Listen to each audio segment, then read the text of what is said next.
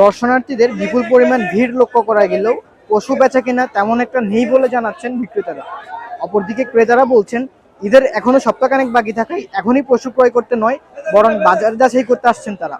ব্যবসায়ীরা বলছেন আবহাওয়া বৈরী থাকায় এখনো জমে ওঠেনি বেচা কিনা, তবে দ্রুত বেচা বিক্রি জমে ওঠার প্রত্যাশায় আছেন তারা। দাম চাচ্ছি 16 লাখ। আর গরুর নাম হচ্ছে বীর বাহাদুর, কুষ্টিয়ার। হ্যাঁ, দামাদাম হচ্ছে ওই 7-8। না, আমরা যেভাবে দাম দাম চাই আর তারা যেভাবে দাম বলে, আমাদের মনে হচ্ছে না যে আমাদের দামের সাথে তাদের দাম পড়বে এবং ভালো মন মানসিকতা এনে গরু বিক্রি করতে পারবো। এখানে কিছু অনেক ভালো লাগতেছে। আমরা কোরবানির জন্য অনেক বড় বড় গরু দেখতে আসছি। আমরা সবাই মিলে গাবতলী হাটে অনেক বড় বড় গরু আছে, ছাগল আছে। এখানে সবচেয়ে বেশি ভালো লাগলো যে উট, মানে সচরাচর উট তো আমরা দেখি না। গাবতলী হাটে প্রতি বছর উটটা উঠে, আমরা দেখতে আসছি।